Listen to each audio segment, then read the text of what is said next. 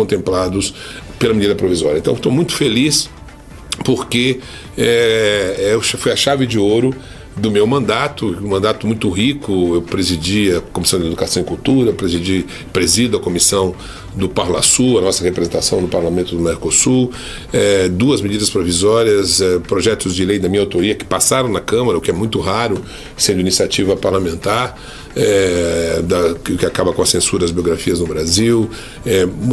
A minha atuação no Plano Nacional de Educação, que eu julgo foi a matéria legislativa mais importante desses 4 anos no Congresso Nacional, uma vez que nós temos agora um plano com metas ambiciosas que vai certamente atacar dificuldades que a gente tem ainda, sobretudo de qualidade da educação básica no Brasil.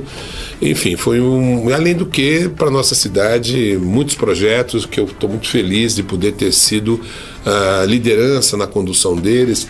Falo da internacionalização do aeroporto, que eu tive um papel central junto ao Ministério da Fazenda do governo Dilma para sua internacionalização, a nova fábrica de remédios, que é algo fundamental, que é uma parceria do governo federal, do Ministério da Saúde. Tem que dar parabéns à presidenta Dilma por ter criado as PDPs, e uma delas vem para São Carlos, uma fábrica com a associação do Ministério da Saúde, Banco Nacional de Desenvolvimento Econômico e Social do governo federal, com a Eurolab e a Biofarma, a Eurofarma e Biolab, que vão estar associados com esse recurso, com esse empréstimo para produzir em São Carlos esses medicamentos. Me refiro ao Hospital Escola, que com a passagem do município para o governo federal, no âmbito do Ministério da Educação, nós vamos tê-lo concluído. São mais 180 leitos de interesse da nossa região. Me refiro ao Instituto Federal de São Carlos, que está pronto para ser inaugurado, seu prédio no terreno da Universidade Federal de São Carlos, na área do campus da UFSCar.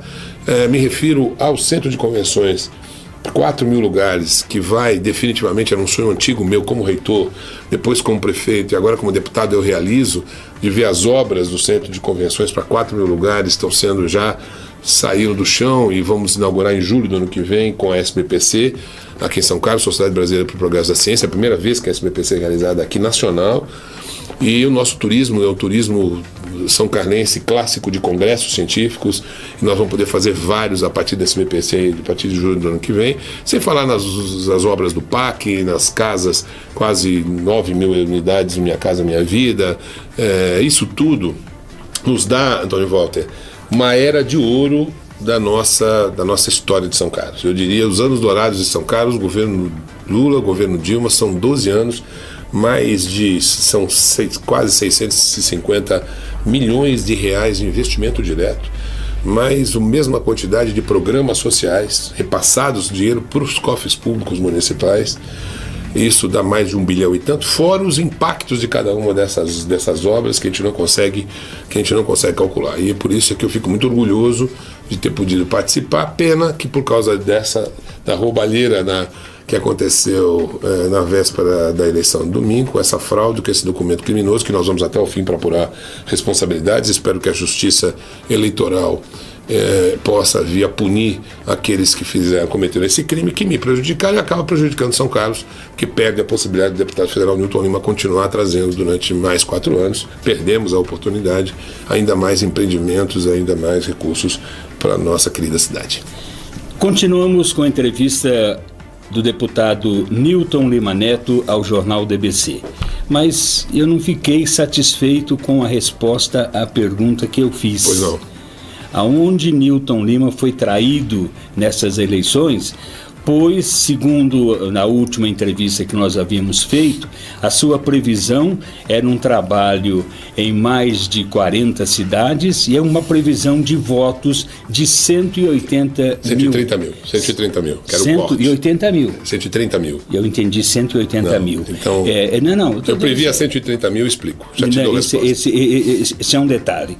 Agora, acabou tendo 74 mil votos que o impediu de voltar à Câmara. Eu sinto, pela sua pessoa, do jeito que você vive, a maneira como você se dedica à Câmara, se preocupa com detalhes, que tenha havido alguma coisa fora a votação de São Carlos, que o tenha traído. Perfeito. Essa é a resposta que eu quero. Tá, a resposta que você quer, todos nós sabemos, nós paulistas e você também. O PT foi derrotado no estado de São Paulo. Nós uma onda antipetista, como eu já respondi na primeira parte da pergunta, ela tirou votos importantes. O PT foi muito menos votado agora do que há 4 anos atrás, quando me elegi. Tanto é que é só ver que nenhum deputado federal conseguiu fazer aquilo cuja projeção e planejamento havia estabelecido. O Andrés, que foi o presidente do Corinthians, Sanches imaginava uns 300 mil votos para ele, fez 169. A metade. Eu imaginava 130 mil votos pelo trabalho que fiz, achava que passava de 50 mil votos em São Carlos. Aconteceu essa fraude eleitoral na nossa cidade na véspera, que me diminuiu os votos, mas também nas demais cidades caiu tudo a metade, ou 1/3 às vezes. E foi bastante decepcionante, porque foi essa onda que tirou, como eu disse, o PT tirou 6 cadeiras do PT, 10 na Assembleia Legislativa. Então todos nós tivemos uma votação para a Câmara a metade do que prevíamos. E, portanto, no meu caso, a combinação de 2 fatos. Porque você observe, eu não fiz os 130 mil votos, acabei fazendo metade, pouco mais da metade disso, com quase 75 mil que fiz. Mas eu precisaria apenas de 8 mil votos para ser o último do PT, o 10º. A distância que me separa do meu companheiro de chapa, que ficou com a 10ª cadeira, ou com a 11ª na coligação, foi de apenas 8 mil votos, o que certamente eu tenho e teria em São Carlos se não fosse vários eleitores e ficaram inseguros, incertos, até porque o panfleto apócrifo falava: não jogue o seu voto fora, reproduz uma matéria antiga. E graças a Deus só não foi pior porque a imprensa de São Carlos tomou cuidado de fazer a tempo e a hora, na sexta-feira, a divulgação de que o Tribunal Superior Eleitoral havia aprovado a minha candidatura, mas não houve tempo suficiente, porque o folheto criminoso no dia seguinte foi espalhado de tal maneira a sujar, inundar, emporcalhar a nossa cidade, emporcalhar quer pela forma covarde, intensa com que foi distribuído em todas as ruas da cidade, nas casas, nos locais, mas também porque a forma covarde e suja de se distribuir, sujando a rua e prejudicando inclusive as pessoas. Eu fico muito triste, pena que a gente não tem instrumentos no Brasil para evitar baixarias desse tipo, golpes baixos, golpes sujos à véspera da eleição, mas a combinação desses 2 fatores acabaram me tirando a possibilidade de dar continuidade ao trabalho para defender a minha cidade em Brasília. Não foi um risco muito grande seu em não indicar no nosso colégio eleitoral 174.700 votos, um candidato a deputado estadual para levar a sua bandeira na cidade? Talvez esta não tenha sido uma falha. Você pensou no partido, se coligou com a Lia Marciali em São Carlos. Agora, e faltou aqui uma bandeira sua pessoal, um vereador, um dos líderes da política local. Será que essa não tenha sido uma falha da sua campanha este ano? Penso que não, porque a outra vez, infelizmente, a nossa dobrada que fizemos aqui não levou o nosso companheiro à Câmara a uma boa votação e à Câmara Estadual. Tanto é que o próprio companheiro, que foi o vereador Lineu Navarro, não quis disputar desta vez, até porque está fazendo um trabalho brilhante na nossa Câmara de Vereadores, ao lado dos outros 2 companheiros, Rosilei e Ronaldo, tentando fiscalizar as coisas e as barbaridades que estão acontecendo hoje, cometidas pela atual prefeitura na cidade, denunciadas pela própria base do prefeito, diga-se passagem. Mas nós, não penso que não, então, não só porque no passado não foi muito expressiva a votação para estadual, porque em São Carlos tem essa coisa de mais de 10 candidatos, dilui demais a votação para estadual, a gente nunca consegue ganhar, talvez agora até consiga eventualmente, em função da suplência do PSB.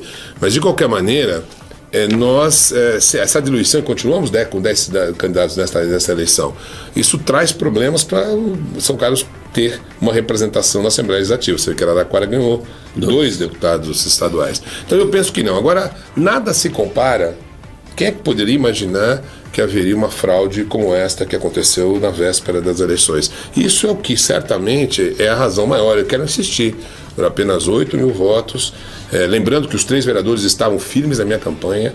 Nós tínhamos o partido, 95% do PT municipal fazendo a minha campanha. Portanto, não foi por falta de apoio ou por a inexistência de um candidato estadual. Certamente esses 8 mil votos que me tiraram da Câmara dos Deputados foram decorrentes da fraude eleitoral a que eu fui vítima, e que a cidade de São Carlos foi vítima. Porque São Carlos é vítima e sai perdendo porque perde a oportunidade de ter um deputado federal que tanto atuou por ela, continuando a fazê-lo por mais 4 anos. É isso. Os seus planos para o futuro? Bom, aposentado da reitoria, você já... Da UFSCar, da Federal. Da UFSCar. Então, de fome, o deputado não vai morrer. É verdade. Porque, por exemplo, hoje a grande preocupação quando nós vamos avançando na idade é a sobrevivência. Claro. Para viver, o Newton tem, está garantido. Agora, e os seus planos políticos, já que você ainda é jovem, para participar da política, o que é que você vê? Porque na hora que a gente perde, leva um impacto. E a mente, ela é dinâmica, ela é célere, ela é rápida. E, bom, mas eu perdi aqui, mas eu vou fazer isso. Qual foi esse lampejo inicial que veio na sua cabeça para um plano no futuro? Bom, em primeiro lugar, ajudar a presidente por tudo que ela fez por essa cidade. Ela e o governo do PT, em 12 anos, nós estamos vivendo a era dourada. Caso, porventura, o povo brasileiro decida retirá-la e fazer o que o povo de São Carlos fez há 2 anos atrás e se arrependeu, trocando o PT pelo PSDB em São Carlos, nós estamos vivendo o caos, e todos que estão me ouvindo sabem do que eu estou falando. Aliás, a própria base política do prefeito fala exatamente isso e denuncia coisas graves que precisam ser apuradas, o que mostra que o tema da corrupção, ele não é do PT, do PSDB, ele é de todos os partidos. Eu quero insistir, quero aproveitar, não vou deixar de dizer o que eu quero fazer, porque uma das coisas que eu quero fazer, independentemente do meu futuro político, é continuar lutando pela Assembleia Nacional Constituinte livre e soberana, com pessoas eleitas que não podem ser deputados e senadores, eleitas só para fazer a reforma política, porque senão nós vamos continuar vendo essa lamentável situação que estamos vivendo hoje. E infelizmente, como a grande imprensa, isso não se trata de pequena imprensa, os grandes barões da mídia nacional têm um candidato, chama Aécio Neves, estão fazendo o que nós estamos vendo agora. É mais uma vez, lembra aquela história do Lula com o Collor. O Lula ia ganhar a eleição de 89, eu participava do comitê dele, quando puseram na véspera uma camisetas do PT em 5 sequestradores do Abílio Diniz, do Grupo Pão de Açúcar, e foi ali que o Lula perdeu a eleição. Precisou de mais 3 outras eleições para ganhar e imprimir esse ritmo de desenvolvimento que o Brasil tem, campeão mundial, continuamos de emprego, graças a Deus, apesar da crise. Então eu quero dizer que está acontecendo com a Dilma a mesma coisa, esse negócio de ficar transformando delação, gravação de delação, que nem se sabe se é verdade ou não, para alterar o resultado eleitoral, é outra fraude é um golpe que está se dando. Aconteceu comigo aqui, está acontecendo com a Dilma lá. A televisão, os grandes meios de comunicação passam o tempo todo, já comprovado pela Universidade Estadual do Rio de Janeiro, estudos feitos, as críticas que se faz, as matérias negativas contra a presidenta Dilma é 4, 5 vezes mais do que o outro candidato. Então há um desequilíbrio importante, lamentável, a imprensa tentando fazer o papel de oposição e se valendo de circunstâncias que são, obviamente, nós temos que denunciar, temos que exigir providências e repudiar qualquer mecanismo que possa estar acontecendo com a Petrobras. Agora, não dá para que no processo de apuração isso seja usado como arma, como instrumento político. É incrível, porque a mesma situação está acontecendo com o PSDB no estado de São Paulo, com as denúncias que acontecem, e não são poucas, que vêm inclusive do exterior, quanto ao dinheiro desviado na compra de trens do metrô, e isso não ganha destaque. Isso, as grandes redes de televisão, os grandes jornais não põem a situação gravíssima. O Marco Aurélio já arquivou uma das denúncias, um dos processos, né? Pois é. Então a gente vê, infelizmente, um desequilíbrio no tratamento de um tema que tem que ser repudiado por todos nós. Então tem corrupção no PSDB do Estado de São Paulo? Tem, como aliás tinha em Minas, do Aécio, no governo, não dele, do Eduardo Campos.